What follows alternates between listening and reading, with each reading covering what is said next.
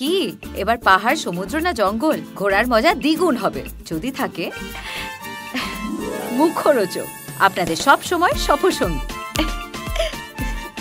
মুখরোচক, আপনাদের ভালোবাসায় জড়িয়ে ৭৫ বছর পেরিয়ে।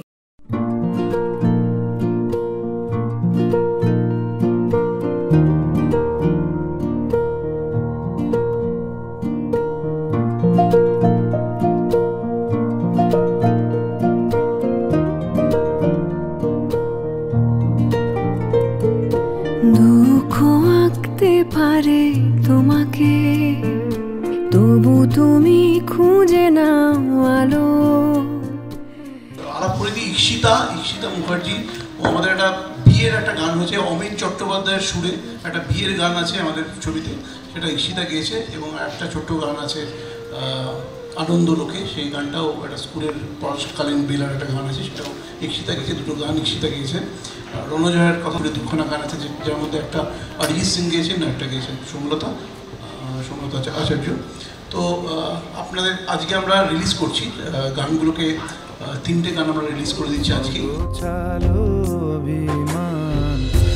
এখানে সহজ ব্যথা বোঝানো যে কি কঠিন, রাত্রির ভরে বেলার মতো এরকম একটা ছবির অংশ হতে পারাটা আমার কাছে বিশাল একটা বড় ব্যাপার, এবং আমি তার জন্য অনিলাবদাকে ধন্যবাদ জানাতে চাই, ঋতুদিকে ধন্যবাদ জানাতে চাই। ঋতুদির সাথে এটা আমার অনেকগুলো পরপর কাজ হলো, এবং অনিলাবদার প্রথম ছবির অংশীদার হতে পারলাম। থ্যাংক ইউ অনিলাবদা। এবং থ্যাংক ইউ আমার music team, Somlata, thank you Somlata, এত সুন্দর গান গেয়েছে। তমগ্ন, দুটো গান লিখেছে তমগ্ন, এবং আরেকটা গান গেয়েছে আপনাদের সবার প্রিয় অরিজিৎ সিং। সময় হারিয়ে যায় চেনাই শহরটা। তো এই গানটা অ্যারেঞ্জমেন্ট করেছেন, যে মিউজিক অ্যারেঞ্জমেন্ট সেটা করেছেন হচ্ছে অরিজিৎ সিং নিজে করেছেন। এবং এই গানটা পুরো অ্যারেঞ্জমেন্টটা অরিজিৎ করেছে হচ্ছে বুদাপেস্টে। বুদাপেস্টের ওর যে বক্তব্য, যে বুদাপেস্টে নাকি সবচেয়ে ভালো স্ট্রিং যে ইনস্ট্রুমেন্ট, সেগুলো ওখানে সবচেয়ে ভালো রেকর্ডিং হয়। ওখানকার যারা ইনস্ট্রুমেন্ট বাজান তারা ওখানে সবচেয়ে ভালো কাজ করেন। রণজয়দা আরও বেটার বলতে পারবে। তো ও পুরো এই কাজটা, পুরো এই অ্যারেঞ্জমেন্টসটা কিন্তু কাজটা পুরোটা করেছেন হচ্ছে বুদাপেস্টে থেকে, ওখানকার শিল্পীদের নিয়ে। এই সংকোচের বিহবলতা, নিজের অপমান, এই যে গানটা অ্যাকচুয়ালি মহিলা মহলের সিগনেচার টিউন এখনও অবধি বাজে, সেটা কিন্তু আমরা পুরোটাই তৈরি করেছি। এই গানটা তৈরি করেছেন অরিজিৎ সিং, সেটা করেছেন বুদাপেস্টে।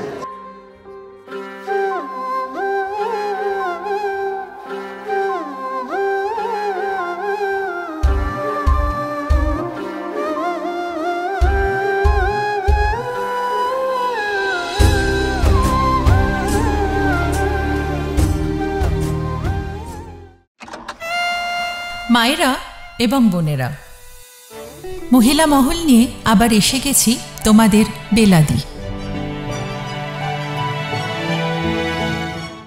বেলাদের গল্পটাই এমনি চ্যালেঞ্জিং, তার সাথে সাথে দুর্দান্ত মিউজিক করেছে রণজয়, গান গেয়েছে সোমলতা, অরিজিৎ সিং এবং অর্চিতা, তো আমার ঈশিতা অ্যান্ড অরিজিৎ সিংয়ের দুর্দান্ত রবীন্দ্রসঙ্গীতের অ্যারেঞ্জমেন্ট হয়েছে, বুদাপেস্টে বসে করেছে সংকোচেরও বিহ্বলতা। এটা আমাদের সিগনেচার টিউন মহিলা মহলের, এবং অরিজিৎ সিংয়ের গানটিও ভীষণ সুন্দর, এবং সোমলতার গান তো একটা মানে মনে হয় মহিলাদের নতুন জীবন দেবে।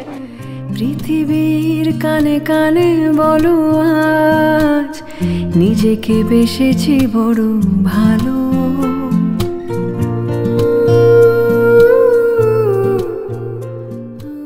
তো আজকে আমরা সকলে এসেছি বেলা ছবির মিউজিক লঞ্চে, এবং সেই ছবির অ্যালবামে আমার গাওয়া একটি গান আছে, যেটা সুর করেছে রণজয় এবং লিখেছে তমগ্ন। গানের নাম নিজেকে বেসেছি বড় ভালো। খুবই সুন্দর লিখেছে তমগ্ন, এবং রণজয়ের সুর নিয়ে আর আলাদা করে কিছু বলার নেই। বেশ লাস্ট কিছু বছর ধরে একের পর এক সিক্সার মেরেই যাচ্ছে রণজয়ও। তো আমার ব্যক্তিগতভাবে এই গানটা গাইতে খুব ভালো লেগেছে, খুব পছন্দের গান আমার পার্সোনালি মনে হয়েছে। তো আশা করছি আমি যতটা ভালোবেসে গানটা গেয়েছি, যতটা আমার গাইতে ভালো লেগেছে, যারা শুনবেন রিলিজের পর তারাও আশা করছি ততটাই তাদেরও ভালো লাগবে। এবং এবং গানটাকে ভালোবাসা দেবেন সেই আশাই করছি। পৃথিবীর কানে কানে বলো তাই নিজেকে বেশেছি বড় ভালো, নিজেকে বেশেছি। সবাইকে সবার সঙ্গে থাকতে হবে এবং আমরা সবাই সবার সাথে ছিলাম, আছি এবং থাকবো। কারণ দেখো আমাদের মূল পরিচিতি যে আমরা শিল্পী, আমরা বাংলা ছবির সেই সদস্য, বাংলা ছবির গোটা ইন্ডাস্ট্রি আমরা সেই শিল্পী। তো সুতরাং একে অপরের সঙ্গে থাকবো, একটা ছবি একটা ছবির সঙ্গে থাকবে, তবেই না সেই অগ্রগতিটা আমরা দেখতে পাবো। এবং থ্যাঙ্কস টু ঋতুদি, যে আজকে ঋতুদি আমাকে নিজে ইনভাইট করে বললো যে আমি পাশে একটি জায়গায় ছিলাম, সত্যি বলতে প্ল্যান ছিল না, কিন্তু বললো তোকে আসতে হবে, এখানে আমার আজকে মিউজিক লঞ্চ আছে, তুই অন্তত 5 মিনিটের জন্য আয়। এবং এই মানুষটার সঙ্গে আমার সত্যি বলবো আন্তরিকতার সম্পর্ক, কখনো না বলতে পারি না, ও আমাকে না বলেছে। তো খুব স্বাভাবিকভাবে সেখানে চলে এসেছি, অন দ্য ওয়েই পড়েছে। তো এসে ভালোই তো হলো যে বেলা এবং বহুরূপ একসাথে এখানে প্রমোশন হলো। দেখো আমার তরফ থেকে তো অবশ্যই এই যে প্রত্যেকে উন্মুখিয়ে রয়েছেন, এটাই আমাদের চাহিদা ছিল। এবং সেই লুকস থেকে শুরু করে, সেই পারফরমেন্স থেকে শুরু করে আমাদের এটা একটা বড় চ্যালেঞ্জ ছিল। তো লুকস অবশ্যই আমি ধন্যবাদ এবং কৃতজ্ঞতা জানাবো আমাদের মেকআপ আর্টিস্ট সোমনাথ কুণ্ডুকে, কারণ তার হাতের জাদুতেই কিন্তু এই লুকসগুলো পেয়েছি। এবং আমার অভিনেতা হিসেবে দায়িত্ব ছিল যে এই লুকসগুলোকে আমি যাতে জাস্টিফাইটা করতে পারি। এবং প্রত্যেকটা লুকস শুধু নয়, প্রত্যেকটা ক্যারেক্টারের সঙ্গে তার 7 রকম সত্তা, এবং সেটাকেও ক্যারি করতে হয়েছে। ডাবিংয়ে 7 রকম গলা করার চেষ্টা করেছি। তো অনেক কিছু রয়েছে এখানে। তো পুরোটাই সেই পরিশ্রমটা সফল হবে যখন অডিয়েন্সরা 29 তারিখে আসবেন, ছবিটাকে দেখবেন। যথেষ্ট উন্মাদনা সোশ্যাল মিডিয়াতে দেখতে পাচ্ছি, কিন্তু সেই উন্মাদনা যেন প্রতিফলনটা ঘটে সিনেমা হলে এসে। তাই প্রত্যেকের কাছে অনুরোধ থাকলো, সবাই আপনার সিনেমা হলে আসুন এবং ছবিটাকে উপভোগ করুন, ভালো লাগবে।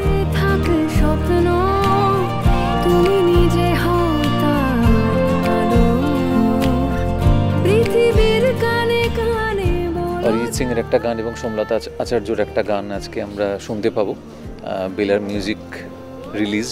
এবং শুধু তাই নয়, আমাদের আজ জাস্ট 4 দিন বাকি আছে ছবিটা মুক্তি পেতে বড় পর্দায়।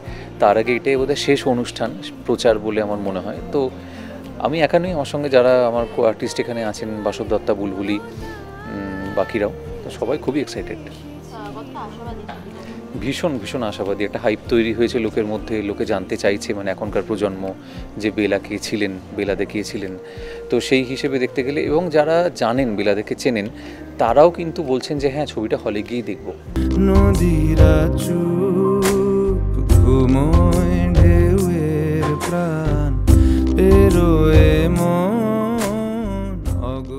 দেখো, এইটা মহিলা মহল আমাদের রেডিও সঙ্গে যারা রেডিও যারা নিয়মিত শুনতেন, তাদের কাছে তখন তো খুব বেশি টিভি চ্যানেলস অত অপশান ছিল না, দূরদর্শন আর রেডিওতে গান শোনা, নাটক শোনা, এই তারপরে গল্প দাদুর আসরে সব শুনেছি আমরা ঠাকুমাদের কাছে, মা এদের কাছে বেলা দে, নীলিমা সান্যাল খুব পরিচিত দুটো নাম, এবং এই নামগুলোর সঙ্গে আমিও পরিচিত ছিলাম, কিন্তু ওদেরকে আমি শুনতে পাইনি।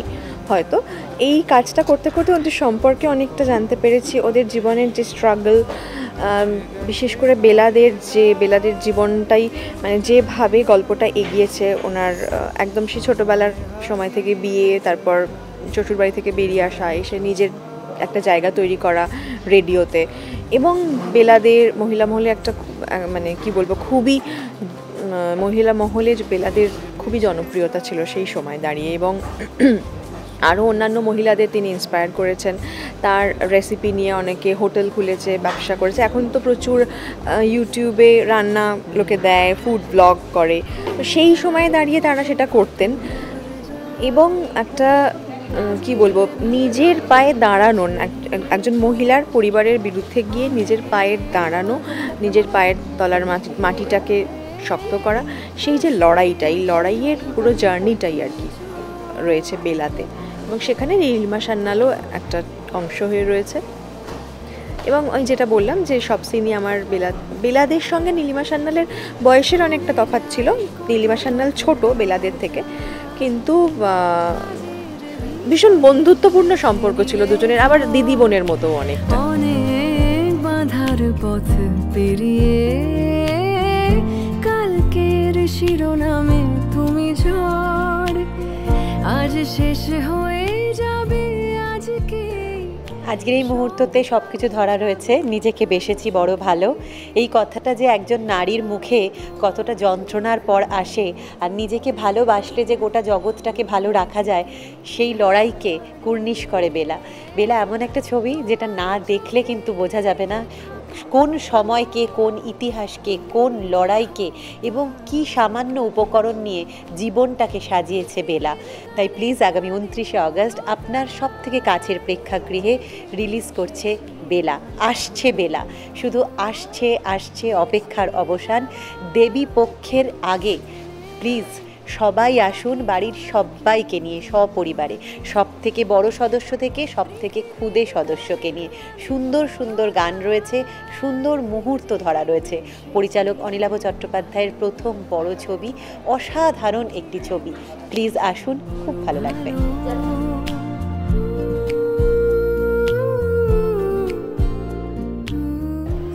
এই ধরনের ছবি কখনো বিফলে যায় না।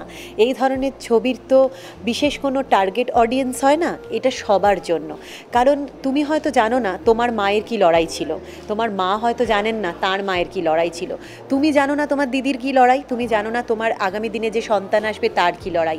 আমি কিন্তু বলছি না শুধুমাত্র মেয়েদের ছবি, শুধুমাত্র মেয়েদের ছবি বলে বা শুধুমাত্র মেয়েদের বলে সেগ্রিগেশন করলে হয় না। সমাজটা কিন্তু সবার, পুরুষ এবং মহিলা দুজনে হাতে হাত দিয়ে চললে তবেই একটা সমাজ সুন্দর হয়, তবেই একটা লড়াই সার্থকতা পায়। সুতরাং এখানে কোনো নারীবাদী তকমা নেই, এই ছবি সবার।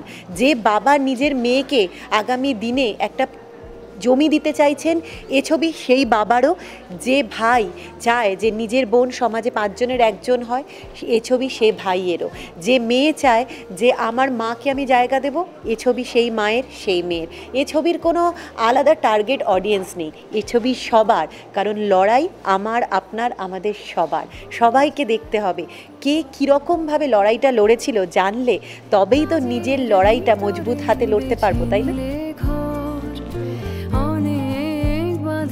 পথ পেরিয়ে কালকের শিরোনামে তুমি বেলাদের প্লিজ আপনারা সবাই এসে দেখবেন, কারণ বেলাদের রান্না যেরকম সবার ঘরে ঘরে পৌঁছে গেছে, বেলাদের জীবনও যেন সবার ঘরে ঘরে পৌঁছয়। প্রাইম টাইম শো দেওয়া হয়েছে বাংলা সিনেমাকে। দর্শকদের কাছে আমার আর্জি, প্লিজ বাংলা সিনেমা প্রাইম টাইমে এসে দেখবেন এবং আপনাদের কমেন্ট জানাবেন। আজকে আমার খুব ভালো লাগলো যে আমরা সবাই মিলে আজকে রাজ্যপাল আমাদের শুভেচ্ছা পাঠিয়েছেন, রাজ্যপালের সাথে আমরা গুড বাই মাউন্টেনের স্ক্রিনিং করলাম। উনি দেখেছেন ছবিটা, ওনার ছেলে আজকে উপস্থিত ছিলেন, সোহম এসেছিল আজকে আমাদের মিউজিক লঞ্চে এবং ওরও ছবি আসছে। তো আমি চাইবো মিলেমিশে সবাই যেন বাংলা সিনেমার দারুণ পথ দেখায়, বাংলা সিনেমার একটা উজ্জ্বল মুহূর্ত এই মুহূর্তে, এবং আমাদের এই উজ্জ্বলতা যেন বজায় থাকে। Thank you. অফকোর্স আমি তো ওকে খুব ভালোবাসি এবং আমার মনে হয় ওর ছবিটাও খুব ভালো হোক, এটাই চাইবো। তোমার চোখে